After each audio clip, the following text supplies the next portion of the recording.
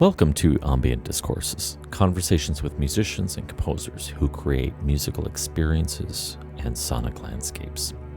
My guest on the program is Evan Moore, the brainchild behind the ambient music project Trystaria. Evan has 4 releases on the Trystaria Bandcamp site and is a recent addition to our roster of artists on the Relay Station. His latest album on Bandcamp is entitled Only That Which Remains in Withering Memory.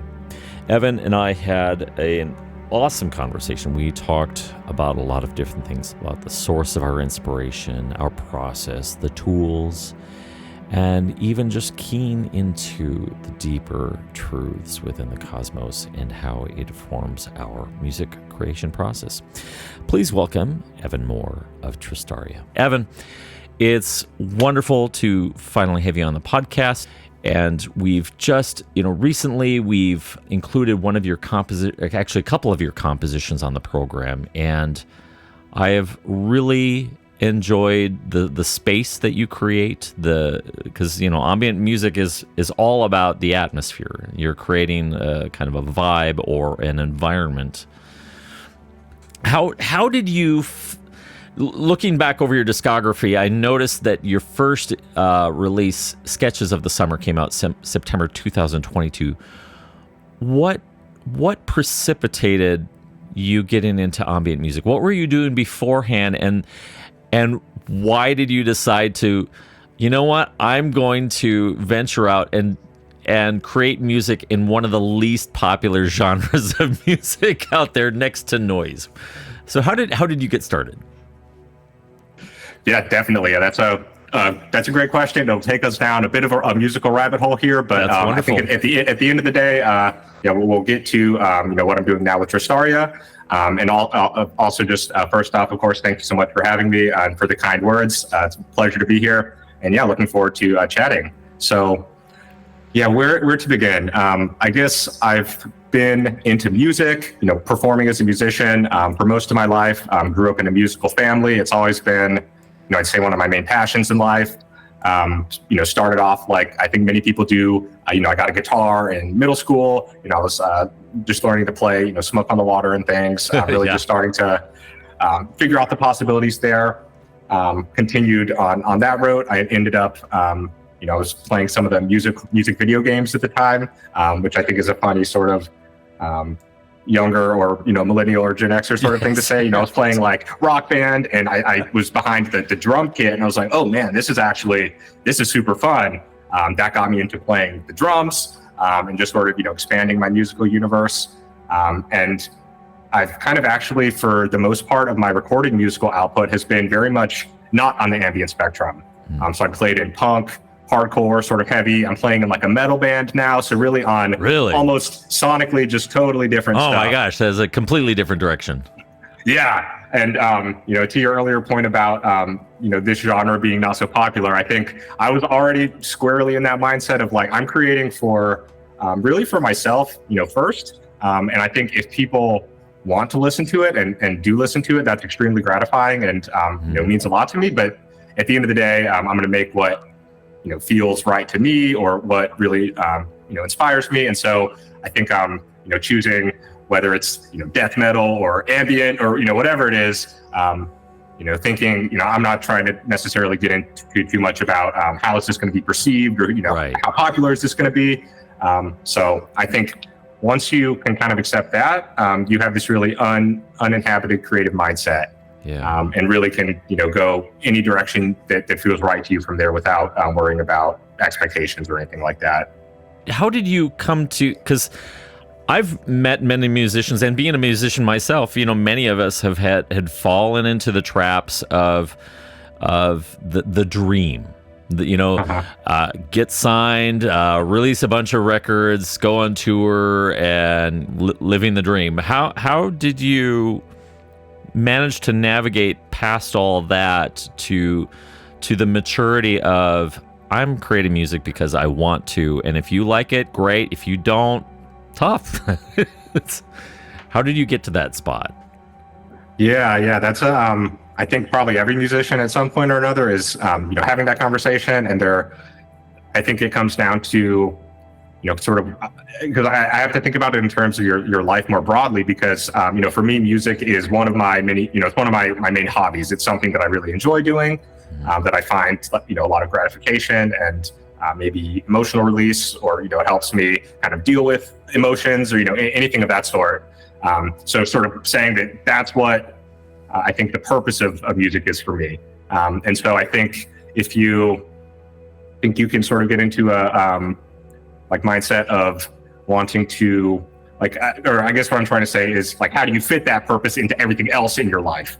And so for me, I think the stability that comes with not trying to do music, totally full time, and again, sort of the lack of expectations or the creative freedom that comes with that. Essentially, I think I just reached the point where I just kind of, made the decision where I think music is something that is going to be my lifelong passion, and that I'm going to put a lot of time and effort into, but it's not going to be my career. And I think for me, it was just something that, I think if you're an aspiring musician, I think the advice I might give you is you should really only try to go into a full-time, full-blown professional musician, career sort of thing, if you literally can't imagine yourself not doing that.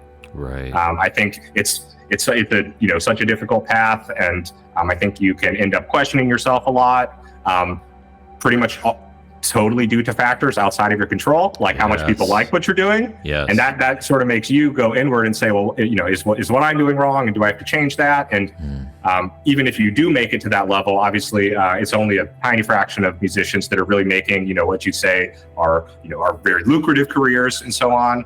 And so I think it's just about balancing that, and none of that is to say you shouldn't pursue that. It's just, realizing that has to be really your total, the reason you get up 100%, it has to be your main passion. And I think for me, it just became to where I was I love music so much, but maybe it's not this thing that I love enough to, go that far into the deep end too.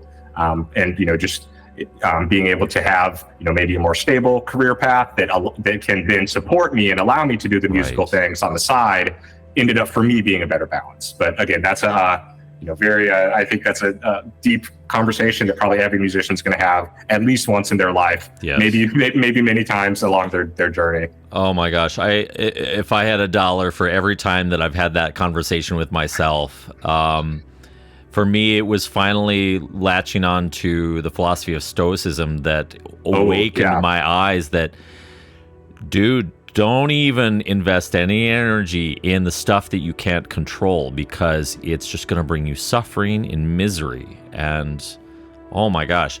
Yeah, and along the lines, if you're wanting to be a career musician, you have to, it's not going to look the same at the way that you think it is, because you're going to, you almost have to have this shift of mindset that I am not doing this to create my music and to do my thing. You have to come at it from the standpoint of, I am in service to the record labels, to the client, to whatever band I happen to be working with, or wherever you find yourself. You end up having to pimp yourself out for side gigs, and it's not pretty, as if you're trying to get into it full time. Oh, for sure. Yeah. And I think I find that artists that can sort of stick to their artistic vision, or not compromise anything, while still kind of achieving this level of commercial success, I think are pretty few and far between. But the ones that do manage to do it, I think are really kind of astounding in some ways. The obvious examples for me are bands like Radiohead, maybe Tool as well, but just bands that are not really compromising on their sound in any way that that kind of comes off, but are still able to achieve this really great level of success. Right.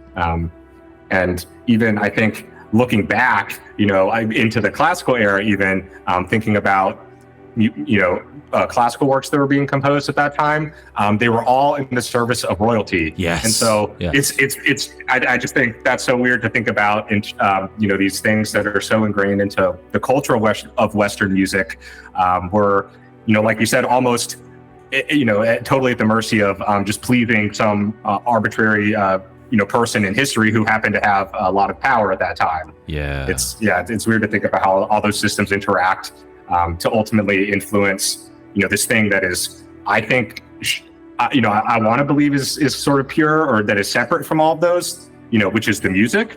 But of course, you can't really, you can't disentangle social and society, context and the person and, things going on in history and things. But anyway, it's all very fun to think about. Oh, yeah. And there's lots of parallels there because, I mean, to our modern situation, plus with the way that, patrons of the arts, the rich folk, the royalty, the religious community, that was, you served them, and they paid you, of course, and you helped sustain your living, but it was always in service to someone else. And to actually, like you're saying, for the Radioheads, the half of a 1% or whatever, the few that are actually able to maintain their own creative integrity and make it, that's the pipe dream. But, few of us will ever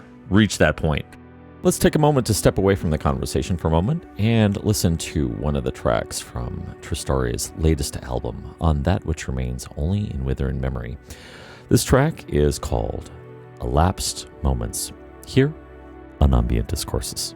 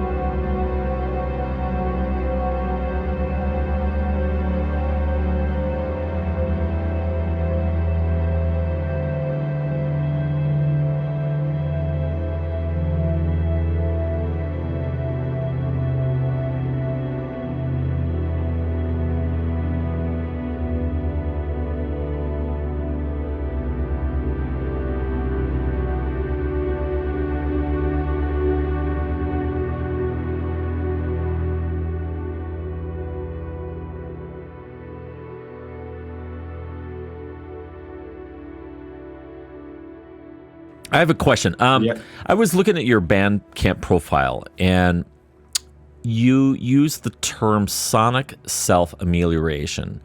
Tell me more about what sonic self-improvement means to you and what your journey has been on that road. Yeah, totally. And thanks for the more specific questions about the project, because it's really I guess getting to the answer somewhat circuitously. It's okay. We'll sort of wind back to the first question here about how I got into doing all of this. Like I said, I was playing in bands for a while, primarily on the drums. And so I think what I kind of found was I think my strengths as a musician and the things that I like doing also are, I'd say, more on the macro level in terms of like composition and how pieces fit together and how music is structured, and maybe how a whole album sort of gives you a holistic experience, sort of takes you from point A to point B in a way that is impressionistic, or that makes you, takes you on a journey of some sort. And so to me, I have been listening to ambient and electronic music heavily for really since I was in high school. Artists like, I think Illuvium was one of the first I got into. I was living in Portland, Oregon at the time, where Illuvium was from. And Tim Hecker has been another one that is pretty much constantly been this really like monolithic influence in terms of how I think about sound and music. And so it kind of just got to a point where I saw something came over me, and I was just like, well, I've been listening to this style for so long, and I feel like it suits my strengths in terms of thinking about things at like a higher compositional level, where it's more about, mood and journey, maybe feeling, rather than, specific notes and, more of the technical side of composition. So just kind of started dabbling in, a digital audio workstation and, MIDI and programming things. And so I think Trystaria kind of came out of those experimentations after I think I sort of had a one-off piece, I think last February. I sort of hit the brick wall where I was like, oh, this is, I was just realizing how complex it was, and went off of it for a few months. And then I think this past summer really just went back in kind of full steam ahead and haven't stopped since. And so, going back to the whole Trystaria page and, how it's sort of tagged and the whole sonic self-amelioration thing.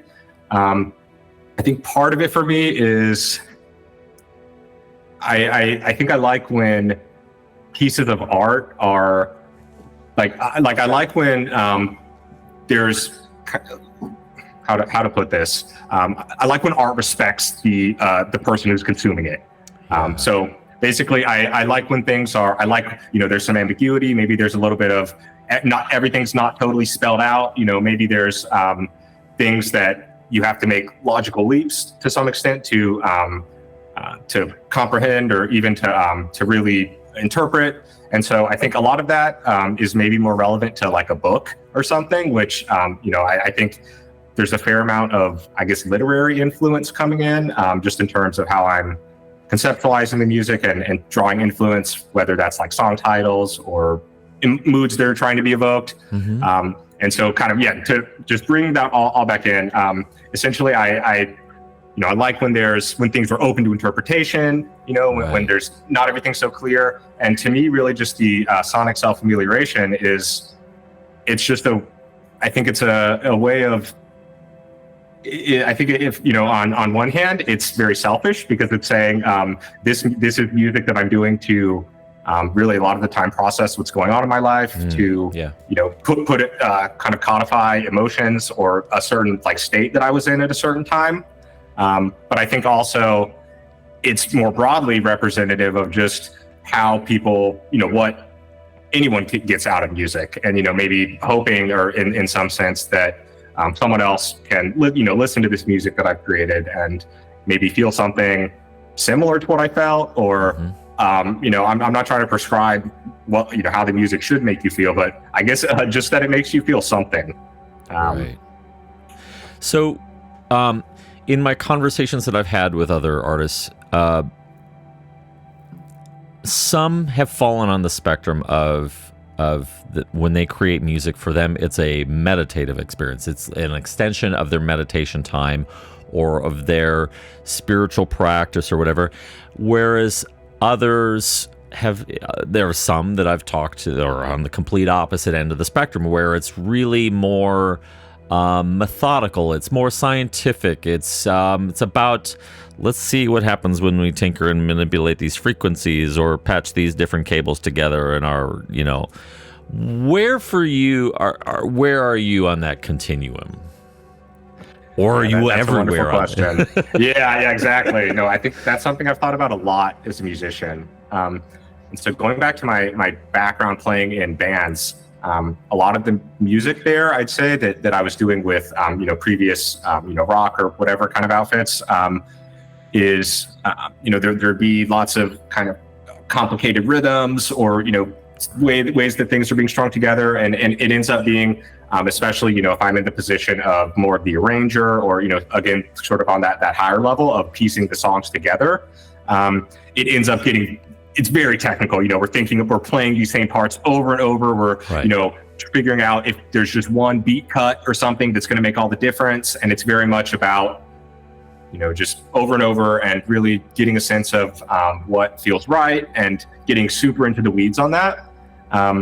But I think in terms of what I found with composing more of the electronic or the ambient style is, ultimately you do have to kind of exist in a continuum, or you sort of move along that at different points. Mm-hmm. So for me, the initial phase of coming up with an idea is a lot more of that meditative, or it's something that feels very spur of the moment or inspiring. It's the sort of I think it's kind of a cliche, but just about how you can't really control when inspiration hits, but you're sort of at the mercy of it almost. Yep. And so in those moments, it does feel like it's the ideas are flowing and it feels very organic and extremely exciting to just see something that never existed before come into the world sonically.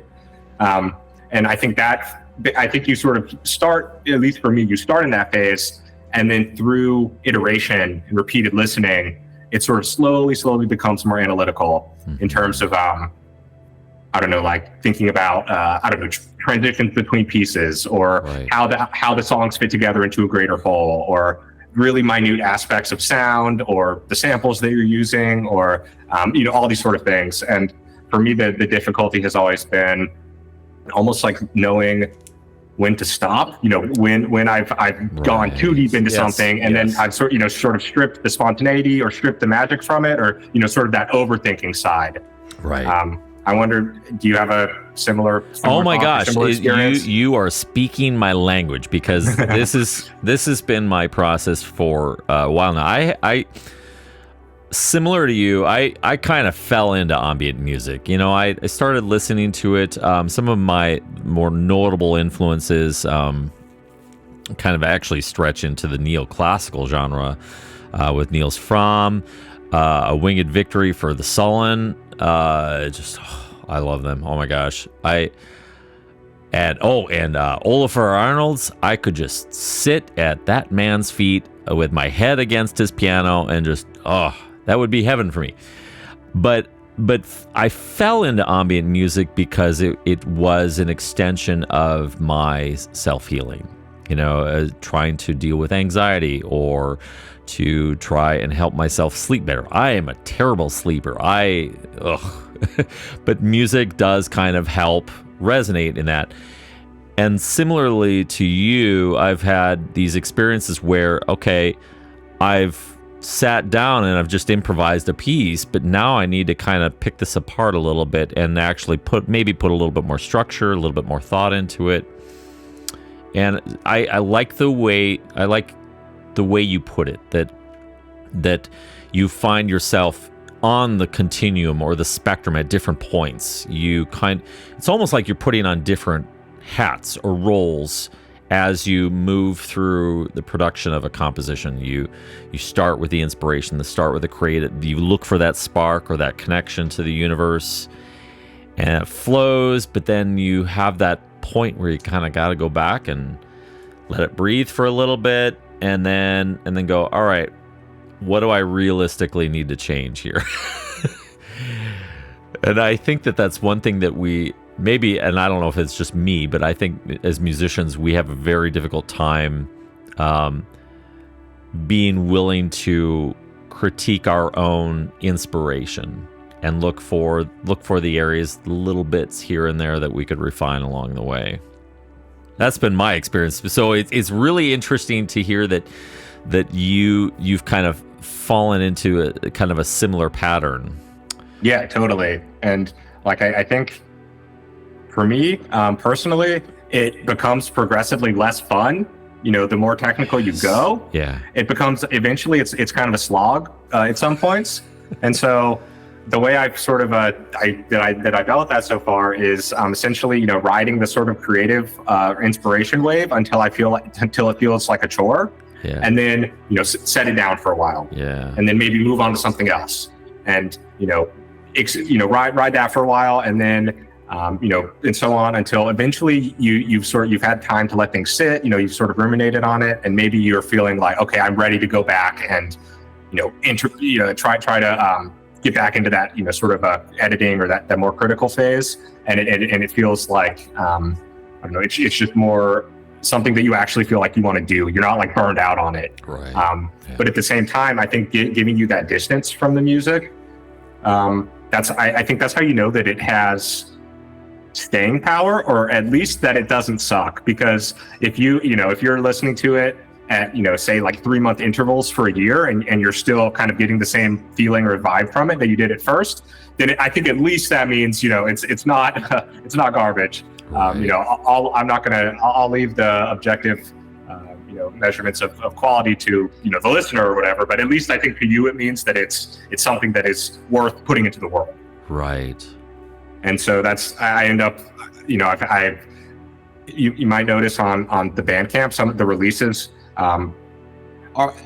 they can be a little bit kind of in chunks in terms of time, or maybe there's a month or two where more stuff comes out, and then long breaks and so on. And it's hard to tell now because there's not that much stuff on there. But at the moment, I'm actually sitting on 5 different releases that are forthcoming, you know, kind of in different stages of being complete, that are, you know, just been sort of, some of them go back to like last August, some of them are very recent, and it's just about I'm trying to be more deliberate now with really convincing myself that something's finished by, you know, giving it enough time to breathe and making sure that I've listened to it on, you know, many different settings a bunch of times. I know that there's because even if there's this one tiny nagging thing that you want to change before, you know, but then you put it out, I think that thing is always going to be in the back of your mind. Yes. So oh my God. The thing is, you're never going to totally get rid of those, but at least trying to do it, you know, to some point. So at least the obvious ones are gone. Yes, get rid of the obvious ones. Oh my gosh.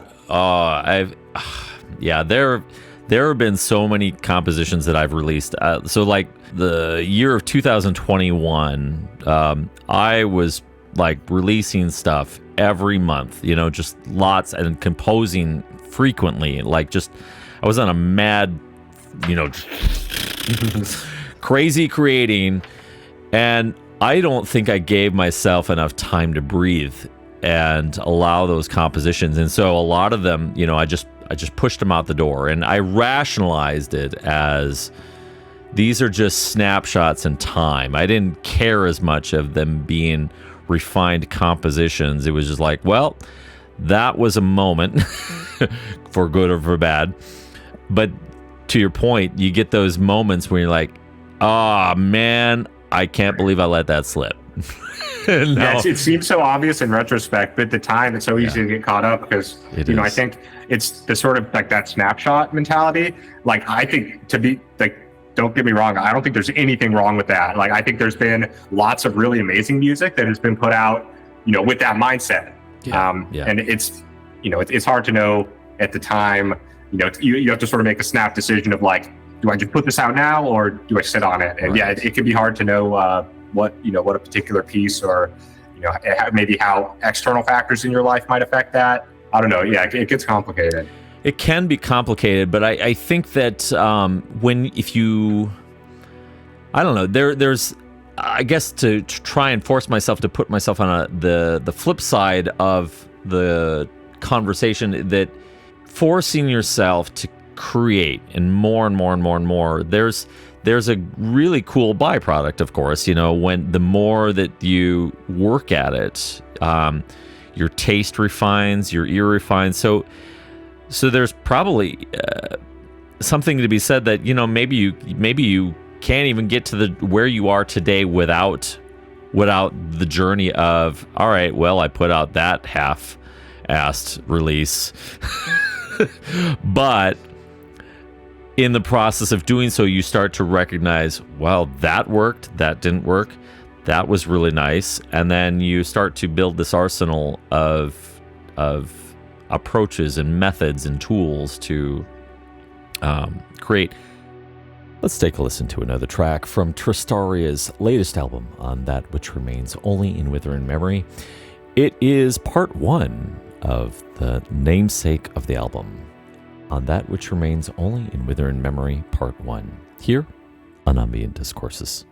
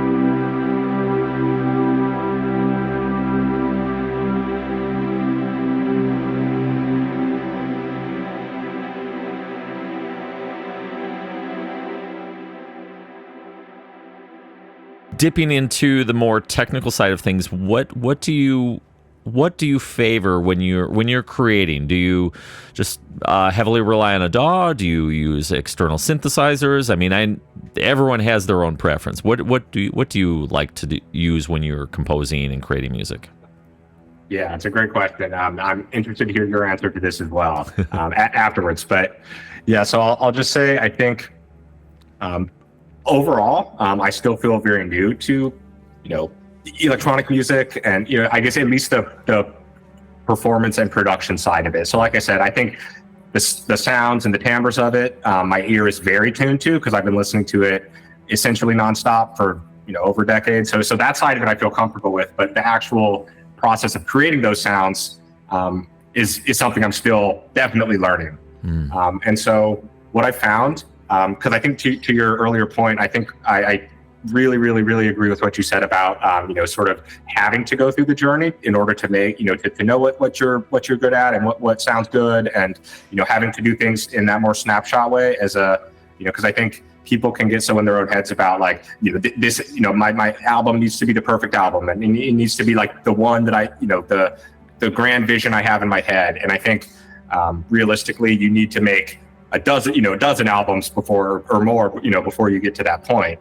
So for me, starting off, it's just the question of how to make it is just what workflow facilitates ideas going from my head to me hearing them back in the most streamlined way. Right. So up front, I'm just trying to just play with different sounds, just create things, see what works and what doesn't.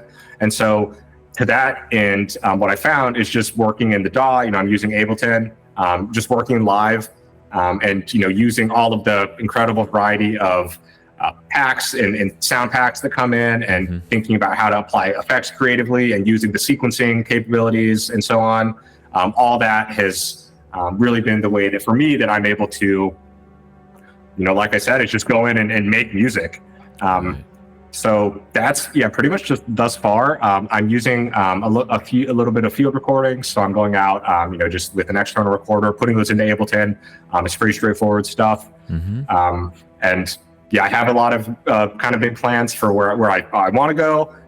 Some modular synthesis is involved. Oh, really? Okay. Yeah. So but that's still very early on. But so far it's been pretty simple. But yeah, interested to hear on your end too, because I everyone's workflow is a little different, and there's so much to learn from. Right. I know. There's on you heard me perk up when I mentioned modular synthesis. There's I have not even. That's one area that I've been still trying to nudge my way into. There's a few guys that I've met that are really skilled with it, and they've got one guy uses actually a virtual rack. He uses VCV rack, I believe it's what it's called. Yes, I'm playing around on that. And there's a couple other that I've seen and talked to that actually have their just full on rack rigs and stuff, and they have thousands of dollars invested into this equipment that their wives are just going to not know what to do with when they pass on. For me, it's really I really identify with your comment about how quickly can I get this idea or this ambient, this atmospheric feeling in my head out into notes. So for me, the fastest way is through the DAW. I use Logic Pro, and I've got a whole host of different libraries from Native Instruments, from Arturia, and a variety of other different providers and manufacturers and creators. And for me, I like to tinker, and I like to go, just kind of experiment with different sounds at first. And when I get that spark that goes, oh, I really like this, and then I'll just start to play with it, and and I'll try different chord combinations, or maybe it doesn't work well with chords at all, and maybe it's all about the subtlety of here's two notes, and I'm changing all of these parameters to structure and shape and mold the sound in a way that is interesting to me. One of the one of the things that I really have a fond appreciation, like if I come across an ambient musician that has really mastered the ability to create resonance between both channels, just kind of that slow alternating frequency, that's pure bliss for me. I've mentioned this on one of the previous episodes, that one of the things that lately that I've been doing is I will take my external my Bluetooth Bose speaker, and I'll just crank it, and I'll just either set it on my chest, or I'll have it up above my head and just let the sound wash over me and vibrate my brain and it's just, it becomes this kind of three-dimensional experience with music. It's you feel it in addition to the your brain processing it, and the how it all passes through your ear canal and how you respond to sound. But I like the idea of feeling it as well, which there's something to be said about that, because then for those, when I think about people who struggle with hearing loss or have different hearing related disabilities, I think that ambient music has a great potential to become a beautiful source of experiential music for persons who can't hear, but they can feel. So like ambient music, there's so much opportunity for texture and fluctuations of resonance, and so I get really excited about that type of stuff. And so when I come across a sound library or maybe a setting that I haven't experimented before, and it starts to trigger some of that feeling of like you're immersed in the music, then I just go for it, and then I'll just improv it out as best I can. And if I need to go back, I'll, the beauty of MIDI, my favorite thing of all is being able to go, oh, that was a wrong note, beep, making little tweaks here and there. And that, by and large, has been my process. But I've started to experiment more and more with, okay, now, similarly to you, I've been starting to dabble with field recordings as well. Plus, one area of music that I've been drawing from inspiration, which feels like an unlikely source, is psytrance. I really got into techno back in my 20s. That was when I was, I was like, it's great. But, eventually I got kind of tired of it because it all sounded the same. But psytrance, one of the things that intrigues me about it is their use of ordinary sounds and samples, things that to the average listener don't sound musical, and they find a way to make it musical. And they find a way to maybe even include it as a part of the rhythm or the texture of their pieces, or of but it's this idea of finding the musicality in the ordinary and in the everyday things. One other thing, and I'll let you respond to all this, but the one thing that I've been working on trying to do, and I mentioned this in another podcast, so this is probably getting redundant for the end listener, but you know how you can blur you kind of cross your eyes a little bit, and you kind of you lose all the focus, but then it becomes this wash of color and hues and stuff. Trying that from a sonic perspective of like, okay, how can I blur mentally the sounds that I'm hearing to kind of hear the texture, hear the musicality of a car honking their horn, or traffic, or walking by a building that's venting out gas or whatever, and it's making lots of noise, finding the musicality of that. So that's that. All that to say, that's what I do.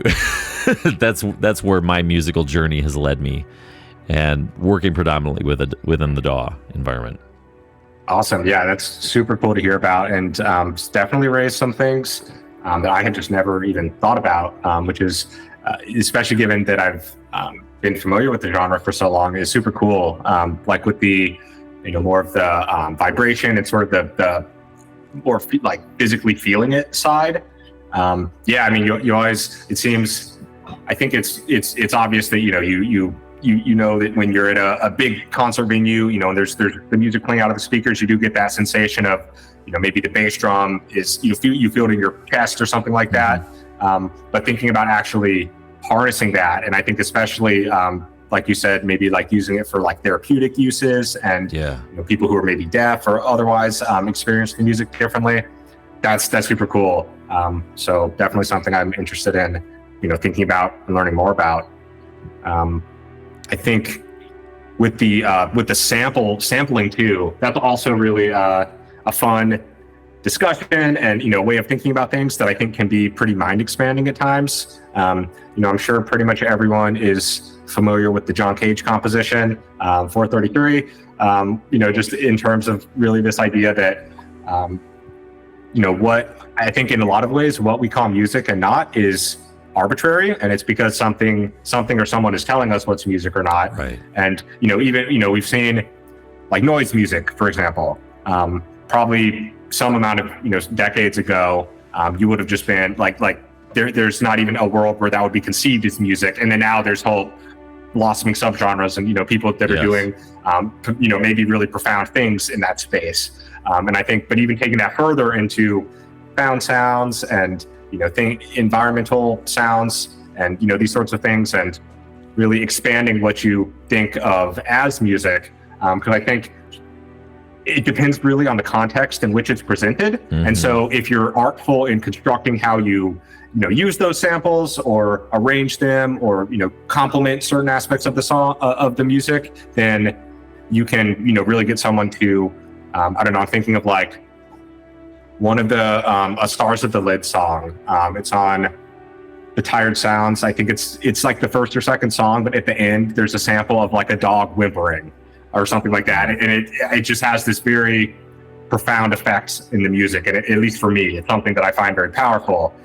Whereas if you just played me that sound otherwise, I wouldn't even have any association with it. And so it's just about sort of creating these mental connections that maybe might not have existed otherwise, and really just using and harnessing sound in a way that at least for me gets people to experience or feel something, whatever that may be that you're trying to get across. Right. And that context is important, because without really presenting the listener with some sort of context, it's really difficult to ramp up into wherever the artist is, whatever their intention is and whatever they're trying to communicate. You need that context, you need that environmental space to provide a ramp, some sort of ramp for the listener to make it a little bit more accessible. I think about there's a visual artist, his name is Ólafur Eliasson, very famous Icelandic artist, and he described art as requiring the presence and engagement of the viewer or the participant. With your art, where does your balance lie between self-expression and any desired outcome that you have for the listener? I know that we talked about not placing too many expectations, but yet we're human. We have some sort of desire. Where's that balance for you between self-expression? Yeah, for sure. I mean, I think ultimately the self-expression side does come first, but it's almost like music is made to be listened to. In my opinion, I mean, I think you could argue some really like noisy things are not super fun to listen to, at least in my opinion. But and maybe that's the point. Maybe they're trying to be as unlistenable as possible, but maybe some people think that's cool, and then that makes them want to listen to it. But right. That kind of stuff aside, I guess the way I would think about it is I'm making music that I would want to hear, which I think is a pretty that's a pretty normal way I think of thinking of conceptualizing how people do it. So in that sense, it's like if I am, constructing this piece in a way that sounds good to my ear, which, I want to believe is, at least, has listened to enough of this style to have at least some sense of, what is effective and what's not. And then, working to try to sort of reverse engineer that and replicate it in terms of what I'm doing. So it's really, I am thinking about things like, and especially with a lot of the Trystaria stuff, so far, a lot of it is very long form in the sense of even if the songs themselves aren't long, they're sort of stitched to, blended together in a way that they do give this sort of more cohesive experience if you choose to engage with it that way. Right. So track transitions and things like that. And so for me, it's about, that's always like one of my favorite things about albums of any genre is just when there's that attention to detail in terms of making it this continuous experience instead of just a bunch of singles, a bunch of songs. Yes, 100%. So thinking for me, it's like I want that in the music, and I want to put in the effort to make it happen. And so hopefully, if the listener also appreciates that style, then they can go in and listen from front to back, or listen to one sub piece that's within that, and I don't know, hopefully feel. Again, I don't like to get too much into like prescriptivism of like what people should feel, but I mean, I know how it makes me feel. And so that's what I would, that's kind of my reference point for how it might make others feel too. Let's listen to one more track, shall we? From Trystaria's latest album, on that which remains only in withering memory. This track is entitled Like Flows of Ice Eventually Melting into the Sea, here on Ambient Discourses.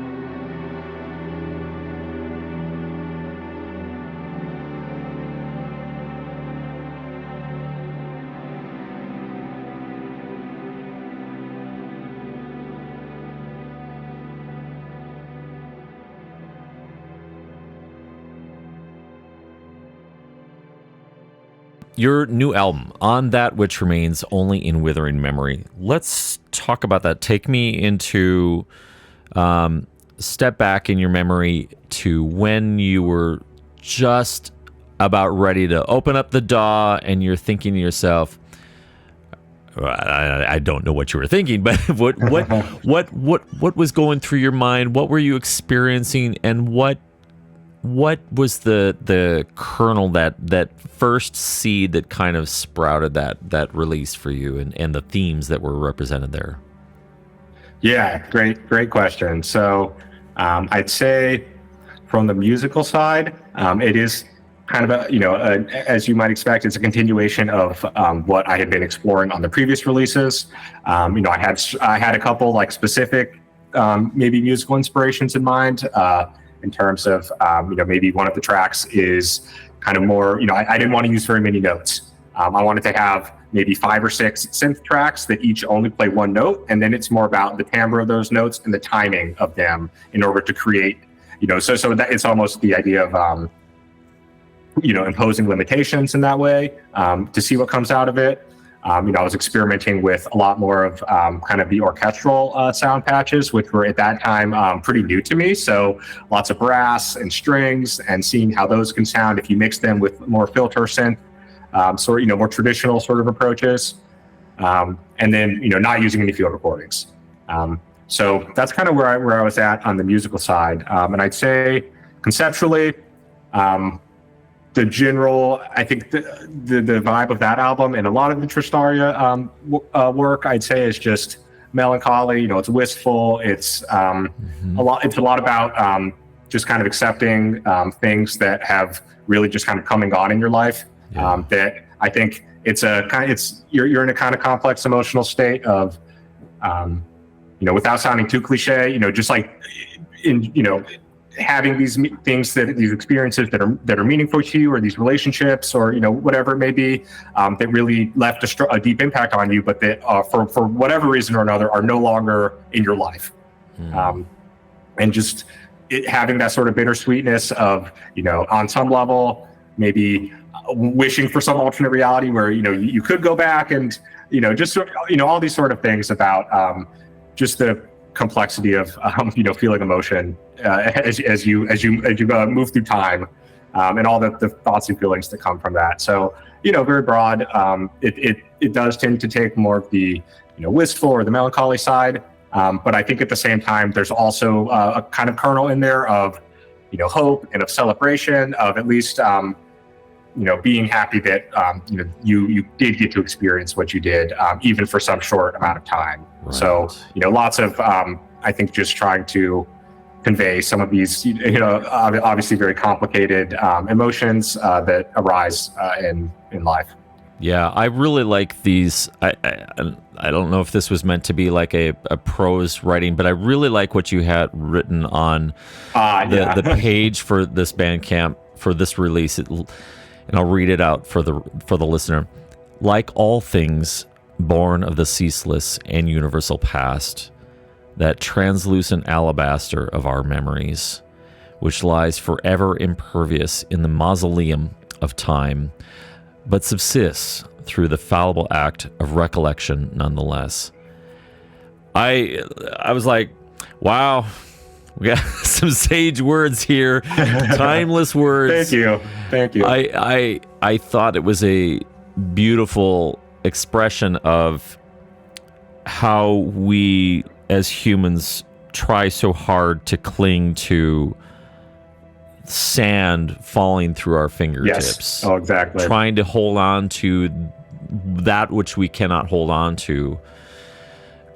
And I think that it's refreshing to see more people covering this kind of subject matter, even if it's just kind of as a backdrop or a setting for the music to express those ideas sonically. I found that in Stoicism, this idea of that you only ever have this moment, this experience right now, you, me, and like spending time worrying about the past, or starting to obsess about what the future, whether or not something's going to come to pass, or there's something entirely liberating by just, I'm not worried about the past, and I'm not worried about the future either, just this moment. And so it's kind of like the Buddhist monks, where they spend countless hours on these beautiful tapestries made of sand and soil and rocks, only to wipe the slate clean and then start all over again. There's something about that I think that we as humans really could glom onto and embody in our life, and I think that your work helps represent that. Thank you. Yeah, that's I think you said a lot of things that I also kind of really agree with and find pretty profound. And it's actually funny because my first exposure to Stoicism occurred really right at the time that I was composing this release. And it was, these sort of ideas, also being, kind of an anxious person and, being Yes. prone to kind of overthinking, especially.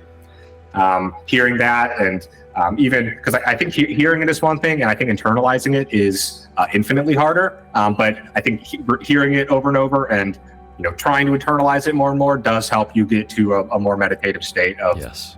accepting what you can and can't control. And I think to your point about the Buddhist monks, I think there is something powerful or something that's worth celebrating in just the act of doing. And so, like, for me, as much as like we talked about before, it's like, when you get to the final stages of a project, it's not fun and it feels like a chore and all that. But I think overall, averaging out over everything, we make music because it's fun in the moment.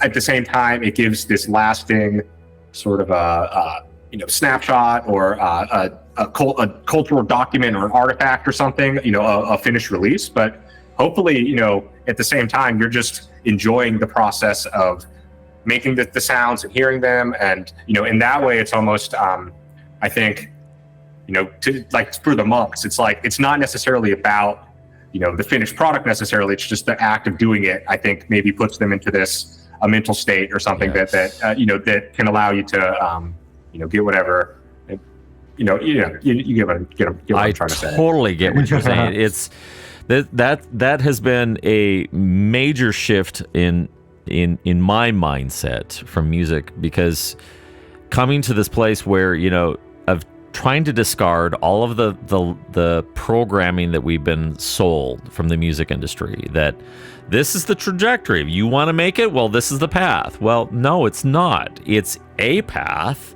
Probably not even the best path. It just happens to be the most famous path, and it's lucrative, but it's also fraught with so many pitfalls from a humanitarian standpoint. Whereas the joy of just creating music, and that is the reward. Yes. And guess what? That you all get to, it's kind of like those cooking shows, like, all right, we made all the things. Oh, and guess what? Here you go. You can try it out, and you might like it, might not, it's okay. But the joy of creating, the joy of expressing yourself is second to none. And Exactly. I wish it for every musician out there, that we all have that experience of, discarding all the stuff that doesn't mean anything and recalibrating ourselves to simply be creators and vessels for whatever the universe wants to communicate through us. And on that note, Evan, I've really enjoyed our conversation. Your music is wonderful. You can, for the listeners, you can find Trystaria out at Bandcamp. Trystaria is spelled Trystaria.bandcamp.com.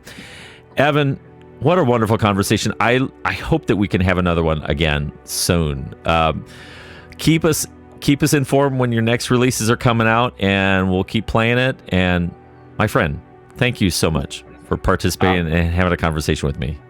Absolutely been my pleasure. Michael, thank you so much for having me, giving me the chance to speak here, as well as, again, some very kind words about Trystaria. Yeah, it's, we got to talk about some awesome stuff. I hope viewers agree. And yeah, I'll definitely some more Trystaria, on the horizon. So keep an eye out and look forward to hearing more soon. Wonderful. Thanks so much. Thank you so much. My sincere thanks to Evan Moore of Trystaria. I really enjoyed the conversation. I think he's off to a brilliant start, and it's also really refreshing to see other musicians that travel similar paths to the one that I've found along the way. You can find all of Trystaria's music out at Bandcamp at trystaria.bandcamp.com. You can also hear Trystaria on the STOLACE relay station, featured on episode 3.36. You can find all of the links in the description. Thank you so much for tuning in to Ambient Discourses. I look forward to our next conversation. Bye now.